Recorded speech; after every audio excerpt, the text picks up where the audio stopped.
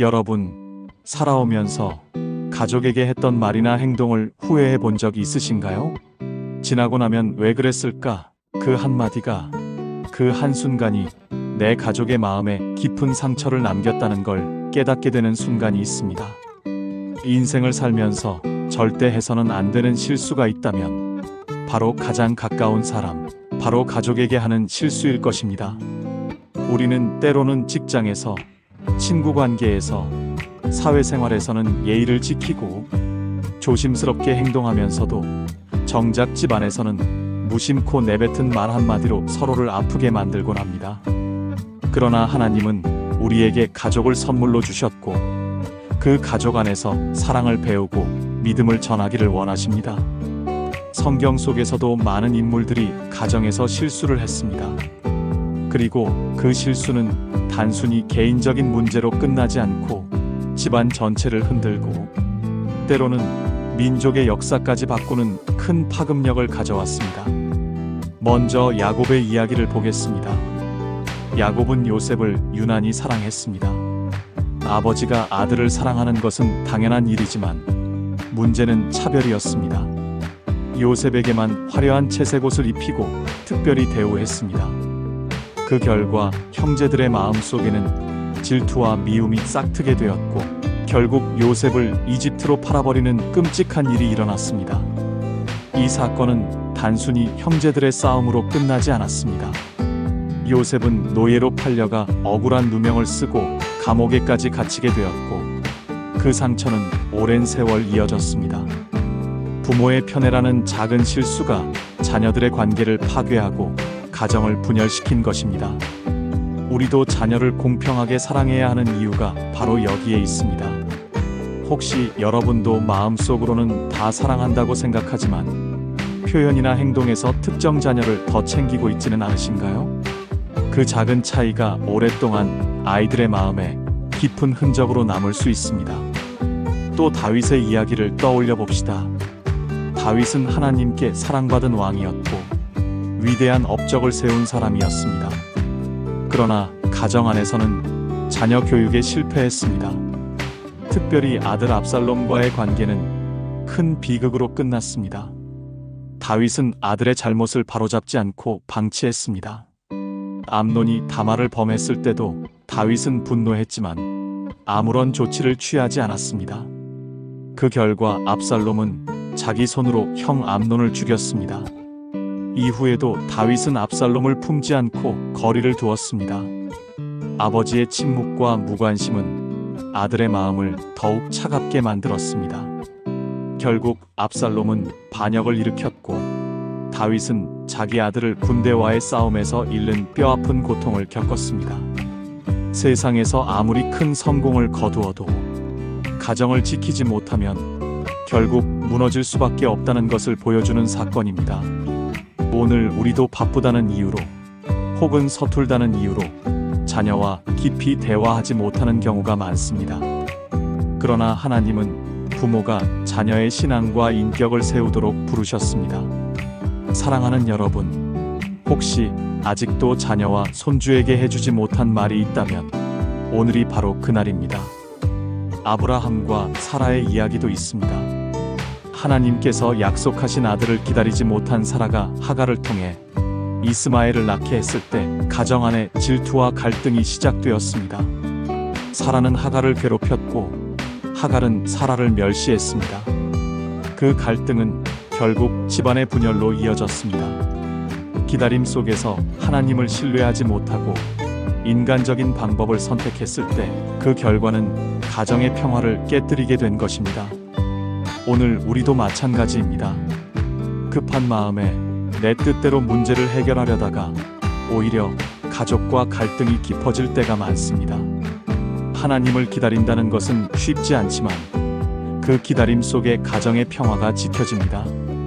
또 엘리 제사장의 가정을 보십시오. 그는 하나님의 성막을 섬기는 사람이었지만 아들들이 잘못된 길로 가고 있을 때 단호하게 바로잡지 않았습니다. 아들들은 성막에서 악행을 저질렀고 결국 하나님께서 엘리의 집안을 심판하셨습니다. 가정에서 자녀들의 잘못을 그냥 모른 척하는 것은 사랑이 아닙니다. 오히려 말씀 안에서 훈계하고 바르게 세워주는 것이 진정한 사랑입니다. 사랑이라는 이름으로 방치하는 것은 오히려 더 큰 파멸을 불러옵니다. 여러분, 이렇게 성경은 가정 안에서의 작은 실수가 얼마나 큰 결과를 불러오는지를 분명히 보여줍니다. 그런데 사실 우리는 오늘날에도 똑같은 실수를 반복하고 있습니다. 가장 먼저는 사랑의 표현을 멈추는 실수입니다.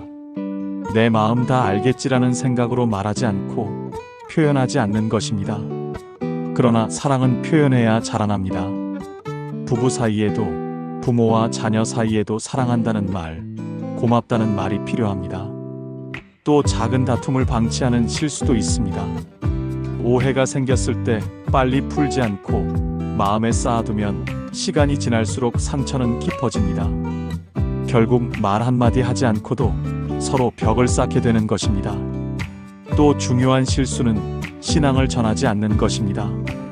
가정은 신앙이 전수되는 가장 중요한 터전입니다. 그런데 우리는 바쁘다는 이유로, 어색하다는 이유로 말씀을 나누지 않고 기도하지 않으며 자녀에게 믿음을 가르치지 않는 경우가 많습니다. 그 결과 다음 세대는 신앙을 잃어버리고 세상의 가치관에 흔들리게 됩니다. 여호수아는 분명히 말했습니다. 오직 나와 내 집은 여호와를 섬기겠노라. 이 고백이 우리 가정에도 울려 퍼져야 합니다. 마지막으로 용서하지 않는 것도 큰 실수입니다. 가족끼리는 상처를 주고받을 수밖에 없습니다. 그러나 그것을 풀지 않고 끌고 가면 가정의 기쁨은 사라지고 시간이 지나면서 마음의 벽은 더 두꺼워집니다. 하나님은 우리를 끝없이 용서하셨습니다. 우리도 그 사랑을 본받아 가족을 용서하고 품어야 합니다.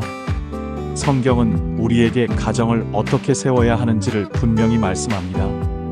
에베소서 6장 4절에서는 아버지들아 너희 자녀를 노엽게 하지 말고 주의 교훈과 훈계로 양육하라고 하셨습니다. 골로새서 3장 19절에서는 남편들아 아내를 사랑하며 괴롭게 하지 말라고 했습니다. 또 고린도전서 13장은 사랑이란 무엇인지를 말합니다. 사랑은 오래 참고 모든 것을 덮고 모든 것을 견딥니다.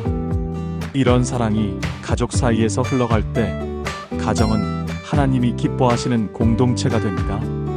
사랑하는 여러분, 우리가 나이 들어 인생을 돌아볼 때 결국 남는 것은 돈이나 명예가 아니라 가족의 사랑과 믿음입니다. 하나님은 우리가 서로 사랑하고 서로 용서하며 믿음을 다음 세대에 전하기를 원하십니다. 혹시 여러분의 마음속에도 아직 풀지 못한 상처가 있다면 오늘 이 시간 주님 앞에 내려놓으시기 바랍니다. 오늘이 바로 화해의 날이고 오늘이 바로 사랑을 회복할 날입니다. 기도하며 마무리하겠습니다.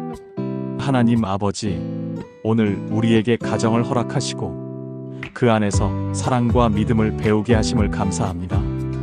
그러나 우리는 종종 가족에게 가장 큰 실수를 저지르며 살아왔습니다. 사랑한다고 말하지 않았고 용서하지 않았고 믿음을 전하지 않았습니다.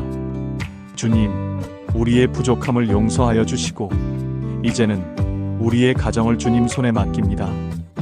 우리 가정이 주 안에서 하나 되게 하시고 서로를 세워주며 믿음을 다음 세대에 물려주는 가정이 되게 하여 주옵소서. 우리 자녀와 손주들이 세상 속에서 믿음을 잃지 않게 하시고 주님의 말씀 안에서 굳건히 서게 하옵소서.